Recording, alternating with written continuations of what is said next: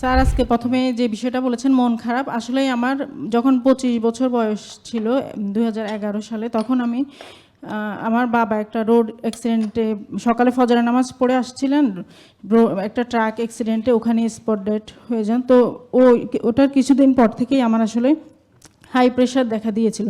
তো প্রথমে ডাক্তারের কাছে গেলাম, প্রথমে 20 mg ওষুধ থেকে এরপরে বাড়তে বাড়তে 19 সাল পর্যন্ত লাস্ট আমি সকালে 50 mg, যেমন ওসার্টিল একটা ট্যাবলেট ছিল এটা, এরপরে রাতে আরেকটা 120 mg আর একটা ওষুধ, আসলে 5-6 বছর আগে খেতাম, তো এখনও নাম মনে নেই।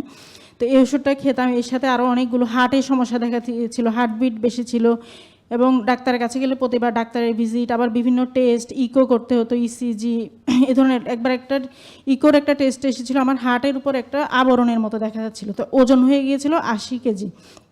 তো আমার মাও অনেক চিন্তিত ছিলেন আমার এই অবস্থায়, এই বয়সে। তখন আম্মু একদিন স্যারের ব্যাপারে শুনে আসলেন, একটা পরিবার ওনারা সুস্থ হয়েছেন।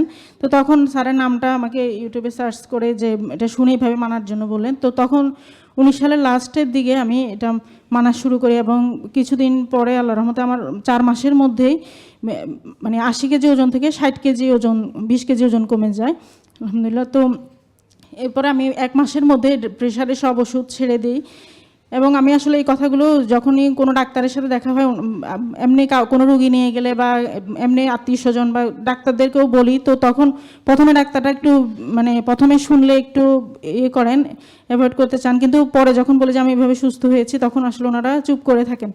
তো এরকম অনেক যেখানেই যাই আসলে সবাইকেই বলি কথাগুলো। যেমন আমার এক ছোট বোন দীপা, সে মানে ডায়াবেটিস, তার কম বয়সে সে ইনসুলিন দিতে হতো, ইনসুলিন দিতে দিতে তার একদিন এমন অবস্থা হলো যে ইনসুলিনের সুইটা যখন ফুটালো, তার ফিঙ্কি দিয়ে রক্ত বেরোচ্ছিল, কোনোভাবেই রক্ত বন্ধ করা যাচ্ছিল না।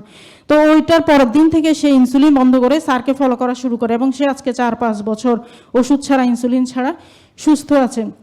আর স্যারের এই ভিডিও মানে এই কথাগুলো আমার কাছে আসলে প্রথম একটা ভিডিও দেখেই আমি ফলো করা শুরু করেছিলাম। প্রথম দিনই আমার কাছে যতটুকু ছিল, সে যতটুকু মানা সম্ভব ছিল, ওভাবেই পরের দিন থেকে আমি মেনেছিলাম। কারণ স্যারের কথাগুলো আসলে আমার কাছে মনে হয়েছিল যেন এগুলো কোরআন হাদিসের সাথে মিলে যাচ্ছে। আমাদের নবী রাসূল সাহাবীরাও কিন্তু এভাবে জীবনযাপন করতেন। যেমন হযরত ওমর রাদিয়াল্লাহু আমলের একটি ঘটনা, ঐতিহাসিক একটি ঘটনা আছে যে উনি তার প্রজাদের মানে সুস্বাস্থ্যের জন্য একটা হাসপাতাল নির্মাণ করেছিলেন। তো অনেকদিন পরে দেখা গেল যে সেখানে কোনো রুগী আসছে না। তখন হযরত ওমর রাদিয়াল্লাহু খবর নিলেন যে কী ব্যাপারে, কোনো রুগী নেই কেন, হাসপাতালের কি পরিচালনায় কোনো সমস্যা?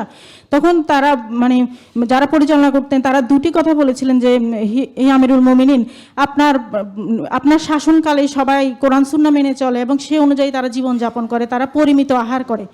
হ্যাঁ, তারা এমনভাবে যখন তারা ক্ষুধা না লাগলে খায় না, এবং যখন খায় তখন পেট খালি রেখে পেট পূর্ণ হওয়ার আগে তারা খাবার ছেড়ে উঠে যায়। তো দেখেন, আমরা সেই জাতি, সেই মুসলিম জাতি, কিন্তু আমরা সেই আমাদের কোরআন হাদিসকে ভুলে, আল্লাহ রাসূলের জীবন বিধানগুলোকে ভুলে আমরা এখন অসুস্থ হয়ে গেছি। আমরাই মনে হয় যেন খাবারের পিছনে সবচেয়ে বেশি সময় নষ্ট করি।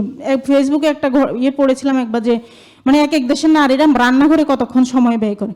আসলে সেখানে বাংলাদেশের নারীরা বেশিরভাগ সময় রান্নাঘরে সময় ব্যয়। আসলে আমরাও যদি স্যারকে ফলো না করতাম, স্যারের এই বিষয়গুলো না জানতাম, আমরাও এখন হয়তো বিভিন্ন কেকের উপরে ডিজাইন এসব কাজেই অনেক সময় ব্যয় করতাম। কিন্তু আল্লাহ রহমত যে আমরা আমাদের দেশে ওনার মতো একজন মানুষ আল্লাহ আমাদের জন্য পাঠিয়েছেন, তো স্যারকে ফলো করে আমরা এইসব অপ্রয়োজনীয় কাজ করা থেকে বিরত থাকতে পারছি।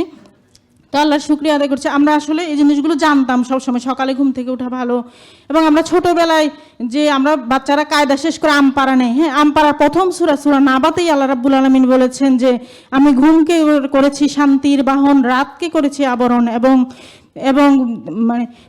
রাতকে করেছি আবরণ, এবং দিনকে করেছি জীবিকা আহরণের সময়। আসলে ঘুমটা হচ্ছে যে কত গুরুত্বপূর্ণ, এটা আল্লাহ মানে কোরআনেই বলে দিয়েছেন সেই 1400 বছর আগে, যে ঘুমটা আসলে আমরা আমাদের জীবনে যতই সমস্যা কষ্ট থাক, ঘুম গেলে কিন্তু আমরা সব কিছু ভুলে যাই। একটা শান্তি, আমাদের জন্য শান্তির বাহন বানিয়েছেন। আর রাতকে আবরণ মানে রাত আল্লাহ দিয়েছেন আমাদের ঘুমের জন্য, কিন্তু আমরা এখন দেখা যায় যে রাতেই আমাদের জন্য সব কাজ আমরা রাতেই শেষ করে ফেলতে চাই। হ্যাঁ, রাতেই আমরা সব কাজ, রাত জেগে আমরা কাজ করি, কিন্তু আল্লাহর বিধানটাকে আমরা পরিবর্তন করে, দিনকে করেছেন আল্লাহ আসলে কাজের জন্য, কিন্তু আল্লাহর বিধানকে পরিবর্তন করে আমরা অসুস্থ হয়ে যাচ্ছি। আসলে এই জিনিসগুলো আমরা জানলেও স্যার আসলে যেভাবে ব্যাখ্যা বিশ্লেষণ করে আমাদেরকে বুঝিয়ে দিচ্ছেন, এগুলো আমাদের মানার জন্য আরও সহজ হচ্ছে।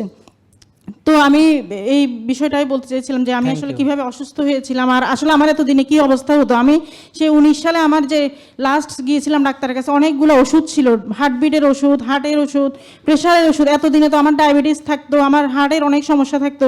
তো আল্লাহর রহমত যে আমি এই স্যারের ভিডিওগুলো দেখতে পেয়েছিলাম, উপকার পেয়েছিলাম, এবং আল্লাহর রহমতে এতটুকু পর্যন্ত সুস্থ থাকতে পারছি। আল্লাহ যেন সাহায্য করেন ভবিষ্যতেও যেন।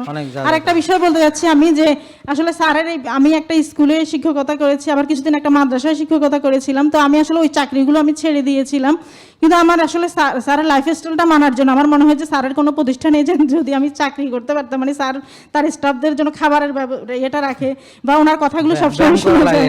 হ্যাঁ, আসলে মনে হয় যেন এটাই, মানে ওই চাকরিগুলো আমি নিজের ইচ্ছায় ছেড়ে দিয়েছি, কিন্তু এখন মনে হয় যে স্যারের একটা প্রতিষ্ঠানে চাকরি করতে পারলে ভালো হতো। ইনশাআল্লাহ সবাই দোয়া করবেন। আমি চট্টগ্রাম থেকে এসেছি, আবার চলে যাব, তো আজকে একটু জি ওয়ালাইকুম। অনেক ধন্যবাদ বোন। কে বলেছিলেন যে আমাকে একটা শিক্ষিত মা দাও, আমি একটা শিক্ষিত জাতি দিব। তো আমরা আসলে বলতে চাই, একজন সুস্থ মা এবং যারা সুস্থতা পছন্দ করেন এরকম মা যদি আমরা পেতে পারি বা আমরা যদি পেতে চাই, হ্যাঁ, তাহলে সবাইকে একটু জেকে লাইফস্টাইলের বিষয়টা সবার কাছে ছড়াতে হবে। বোন যেমন এই কথাগুলো বললেন, আশা করি কোনো মা বোন যদি এটা শোনেন, এবং আপনারা যারা দেখছেন ইউটিউবে ফেসবুকে প্রচুর যারা কমেন্ট করছেন, সবাই যদি শেয়ার করেন, তাহলে আশা করা যায় যে এই ওনার কথাটা অন্যদের কানেও পৌঁছাবে, এবং পৌঁছালে পরে মানুষ প্রতারণা থেকে দূরে থাকবে, প্রতারিত হবে না, কারণ ওষুধ দিয়ে এই সমস্যার কোনো সমাধান করা সম্ভব নয়। ক্লিয়ার?